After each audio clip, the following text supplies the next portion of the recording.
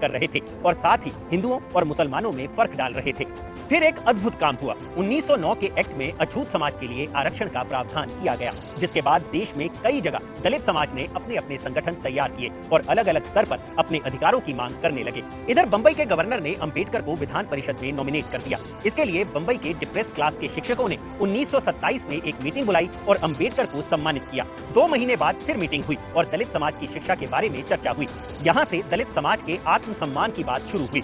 बंबई की महाद म्युनिसिपैलिटी में चवदार टैंक था, जिसका पानी अछूतों के लिए मना था। इस मामले को विधान परिषद में उठाया गया और बंबई सरकार ने दलितों की मांग मान ली, लेकिन सरकार का ये फैसला सिर्फ पेपर तक ही सीमित रहा। वहाँ अछूतों को पानी पीने का अधिकार नहीं मिला। 1927 में ही एक कॉन्फ्रेंस बुलाई गई और अंबेडकर ने उसमें जोरदार भाषण दिया। उन्होंने न सिर्फ दलितों के आत्मसम्मान की रक्षा की बात की, बल्कि ऊंची जातियों से भी बदलने की अपील की। हजारों लोगों की भीड़ ने अंबेडकर को फॉलो किया और वो महाद में घूमते हुए चवदार टैंक तक जा पहुंचे, जहां अंबेडकर ने टैंक से पानी पिया। पानी तो वो कहीं भी पी सकते थे, लेकिन ये एक प्रतीकात्मक विद्रोह था, ठीक वैसे ही जैसे 3 साल बाद गांधी ने दांडी मार्च में नमक सत्याग्रह कर कानून तोड़ा था। लेकिन अंबेडकर ने गांधी से पहले हजारों सालों के अलिखित लेकिन लागू कानून को पानी पीकर तोड़ दिया। ये महाद सत्याग्रह था। लेकिन ऊंची जातियों के लोग अंबेडकर के इस कदम से भड़क उठे। उन्होंने हथियार लेकर लोगों को घेर लिया। कई लोगों के साथ मारपीट हुई, लेकिन अंबेडकर ने अपने अनुयायियों को शांत रखा और उन्हें हिंसा करने से रोके रखा। इस सत्याग्रह ने दलित आंदोलन में जान फूंक दी और साबित कर दिया कि वो अपने अधिकारों के लिए लड़ सकते हैं। फिर ऊंची जातियों के लोगों ने गोबर, गौमूत्र, दूध, घी इत्यादि से टैंक का शुद्धिकरण किया। बदलाव आना चाहता था, लेकिन समाज लाने नहीं दे रहा था। अंबेडकर ने कानून की पढ़ाई की थी, इसलिए वो 1930 का इंतजार कर रहे थे, जब ब्रिटिश गवर्नमेंट नया कानून लाने वाली थी। इस बीच वो लगातार महाराष्ट्र में जगह जगह पर सम्मेलन करते रहे और लगातार लोगों को जागरूक करते रहे। वो दलित समाज की नौकरियां, उनकी आर्थिक स्थिति, उनकी शिक्षा, उनके प्रतिनिधित्व सब पर बोलते रहे और जानकारी भी जुटाते रहे। लेकिन टैंक को पवित्र करने की फांस दलित समाज के दिल से नहीं जा रही थी। नतीजन अंबेडकर ने 1927 में ही दूसरी बार कॉन्फ्रेंस बुलाई। अंबेडकर ने कहा कि ये पानी की बात नहीं है, ये बात सिर्फ इस बात की है कि हमें बताना है कि हम भी उन्हीं की तरह इंसान हैं। इस कॉन्फ्रेंस में मानव अधिकारों पर रेजोल्यूशन पास किया गया, जो कि उस वक्त के लिए नई चीज थी। इसी कॉन्फ्रेंस में अंबेडकर ने कहा कि मनुस्मृति ने ही शूद्रों के लिए इस तरह के कानून बनाए हैं, जिन्हें भारतीय समाज फॉलो करता है। और उसी रात भारत के एक अछूत ने मनुस्मृति को आग लगा दी। ये अंबेडकर का वार था, जिसने भारतीय समाज के पाखंड की चूल्हे हिला दी। ऐसा नहीं था कि अंबेडकर ने सिर्फ मनुस्मृति को ही दोषी माना था, पर यह एक प्रतीकात्मक प्रतिरोध था। अंबेडकर ने कहा कि अगर बराबरी चाहिए तो इसके लिए नए नियम लिखने होंगे। उस वक्त अंबेडकर को सपोर्ट कर रहे सावरकर भी उनके इस कदम से हिल गए थे।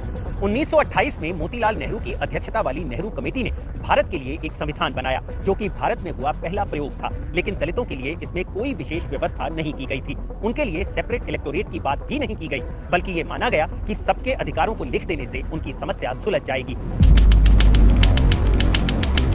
फिर आया साइमन कमीशन। जब अंबेडकर बंबई के एक कॉलेज में पढ़ रहे थे, तब साइमन कमीशन भारत आया। उसकी मदद के लिए सरकार ने लोगों को नॉमिनेट किया, जिसमें एक नाम अंबेडकर का भी था।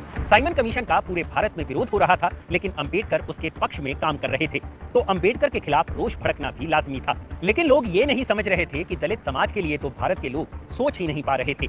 बहिष्कृत हितकारिणी सभा की तरफ से अंबेडकर ने साइमन कमीशन को ज्ञापन सौंपा कि सत्ता में रहने वाले लोग हमेशा ही दलित समाज को भूल जाते हैं, और 1919 के कानून में भी यही हुआ था। इस सभा ने बंबई की 140 में से 22 सीटें खुद के लिए मांगी और कहा कि नॉमिनेशन के बजाय दलितों को खुद के नेता चुनने का हक मिलना चाहिए। इन अधिकारों की मांग के साथ अंबेडकर ने यह भी कहा कि जाति धर्म से पहले हम सभी भारतीय हैं, लेकिन ये बराबरी का भाव सबके अंदर लाना होगा। साइमन कमीशन ने भी माना था कि भारत के शोषित समाज को शासन में पर्याप्त प्रतिनिधित्व मिलना चाहिए। यही कारण था कि अंबेडकर साइमन कमीशन का विरोध नहीं कर रहे थे। इसी बीच उन्होंने दलितों की पढ़ाई के लिए हॉस्टल बनवाए और एक एजुकेशन सोसाइटी की स्थापना भी की। इसके लिए अंबेडकर ने सरकार से भी मदद मांगी, क्योंकि कोई भी ऊंची जाति का व्यक्ति अपने घर को दलितों के हॉस्टल के लिए देने को तैयार नहीं था। इसी दौरान वो कामगारों के आंदोलन के संपर्क में आए। यहाँ उन्होंने कहा कि सिर्फ शिक्षा से हमें सम्मान नहीं मिलेगा, क्योंकि शिक्षित दलितों को भी लोग दलित ही समझते थे और घृणा से ही देखते थे। अंबेडकर का व्यक्तित्व और उनके काम लगातार फैलते जा रहे थे और वो हर कमजोर आदमी के साथ खड़े दिखते थे।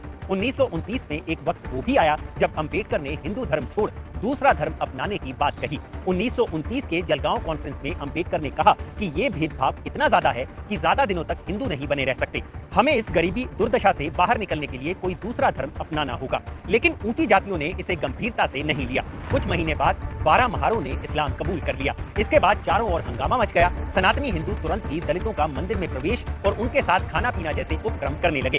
जब 1930 में महात्मा गांधी ने अपना फेमस दांडी मार्च शुरू किया, तब इसके 10 दिन पहले ही अंबेडकर ने नासिक में मंदिर में प्रवेश के लिए आंदोलन शुरू कर दिया था। ये सत्याग्रह भी प्रतीकात्मक था। यहाँ दिलचस्प बात ये थी कि एक तरफ महात्मा गांधी अंग्रेजों के खिलाफ आंदोलन कर रहे थे, वहीं दूसरी तरफ अंबेडकर देश में हजारों साल से चले आ रहे भेदभाव के खिलाफ लड़ रहे थे। खैर, अंबेडकर का सत्याग्रह लंबा चला और ऊंची जातियों ने लगभग पूरे 1 साल तक मंदिर बंद रखा। अब यहाँ सवाल उठना स्वाभाविक है कि ऐसे में अंग्रेजी शासन क्या कर रहा था। असल में उन्हें बखूबी पता था कि भारतीय समाज की क्या कमजोरियां हैं। मई 1930 में साइमन कमीशन की रिपोर्ट आई, जिसने भारतीय राष्ट्रवाद को नकारा और कहा कि भारतीय चुनावों में सेपरेट इलेक्टोरेट की व्यवस्था की जाए। केंद्रीय विधायिका में 250 में से 150 सीटें हिंदुओं को देने की बात की गई। देश के नेताओं ने साइमन कमीशन का विरोध किया, लेकिन समझने वाली बात यह है कि अगर यहाँ पर देश के अन्य नेता दलित समाज के प्रतिनिधित्व को स्वीकार कर लेते और फिर साइमन का विरोध करते तो अलग बात होती, लेकिन ऐसा नहीं हुआ। फिर ब्रिटिश गवर्नमेंट ने लंदन में 1930 में ही राउंड टेबल कॉन्फ्रेंस बुलाई, जिसमें देश के तमाम बड़े नेताओं के साथ अंबेडकर को भी इन्वाइट किया गया। ये एक ऐतिहासिक मौका था, क्योंकि पहली बार पूरी दुनिया के प्लेटफॉर्म पर एक अछूत को तमाम कथित बड़े लोगों के बराबर मौका मिला था। सुभाष चंद्र बोस ने इल्जाम लगाया कि ब्रिटिश सरकार अंबेडकर पर लीडरशिप लाद रही है, क्योंकि वो राष्ट्रवादी नेताओं को शर्मिंदा करना चाहती है। सभी नेताओं ने देश की सारी समस्याएं सरकार के सामने रखी, लेकिन इसमें गांधी नहीं थे।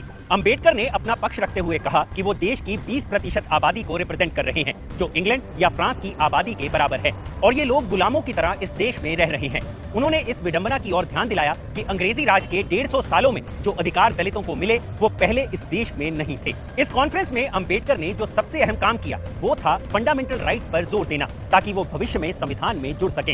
ये निचली जातियों को बराबरी का अधिकार देता था।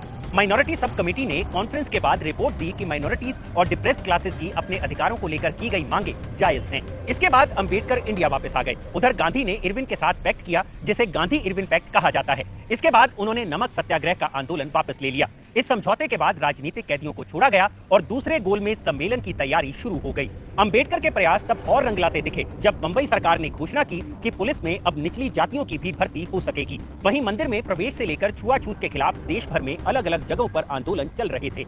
एक रोचक प्रसंग ये भी है जब एम.एन. रॉय अपनी पहचान छुपाकर डॉक्टर महमूद बनकर अंबेडकर से मिलने पहुंचे, ताकि माहौल का जायजा लिया जा सके। पर दलितों की समस्या को वो भी नहीं समझ पाए, जो कि खुद एक कम्युनिस्ट थे। जिनको नहीं पता उन्हें ये बता दें कि M N. Roy Mexican communist party और the communist party of India के फाउंडर थे। इसी दौरान दूसरे गोलमेज सम्मेलन की तैयारी तो चल ही रही थी और 1931 में इसकी घोषणा भी हो गई। इस सम्मेलन में शिरकत करने वालों में गांधी, जिन्ना, मदन मोहन मालवीय जैसे नामों के साथ साथ 40 साल के अंबेडकर का नाम भी आया। उस वक्त को देखते हुए ये असंभव सी बात जान पड़ती थी, लेकिन ये हो रहा था और दलितों की नसों में खून गर्व से दौड़ रहा था। जल्द ही 20वीं सदी के दो बड़े दिमाग पहली बार आमने सामने टकराने वाले थे। 14 अगस्त 1931 वो तारीख थी जब अंबेडकर पहली बार गांधी से मिले। पहले तो गांधी ने उन्हें इग्नोर किया और वो किसी और से बात करते रहे। फिर गांधी ने एकदम से अंबेडकर की तरफ सवालों की झड़ी लगा दी। असल में गांधी महात्मा और राजनीतिज्ञ के अपने चोले में शिफ्ट करते रहते थे। कभी उनके अंदर का महात्मा गेम चेंज कर देता, तो कभी उनके अंदर का पॉलिटिशियन। कब कौन सा रूप बाहर आएगा बताना मुश्किल था। जब 14 अगस्त 1931 को गांधी से उनकी मुलाकात हुई तो गांधी ने उनसे कहा, मैं अछूतों की तकलीफों के बारे में तब से सोच रहा हूं जब आप पैदा भी नहीं हुए थे। मुझे आश्चर्य है कि इसके बावजूद आप मुझे उनका हितैषी नहीं मानते। इस पर अंबेडकर ने गांधी को काफी तीखा जवाब दिया। अंबेडकर ने कहा, अगर आप अछूतों के हितैषी होते तो आपने कांग्रेस का सदस्य होने के लिए खादी पहनने की शर्त की बजाय छुआछूत मिटाने को पहली शर्त बनाया होता। अंबेडकर ने आगे कहा कि किसी भी व्यक्ति को जिसने अपने घर में कम से कम एक अछूत व्यक्ति या महिला को नौकरी ना दी हो, या उसने एक अछूत व्यक्ति के पालन पोषण का बीड़ा ना उठाया हो, या उसने कम से कम सप्ताह में एक बार किसी अछूत व्यक्ति के साथ खाना ना खाया हो, उसे कांग्रेस का सदस्य बनने की अनुमति नहीं दी जानी चाहिए थी। आपने कभी भी किसी जिला कांग्रेस पार्टी के उस अध्यक्ष को पार्टी से निकाला जो मंदिरों में अछूतों के प्रवेश का विरोध करते पाया गया हो।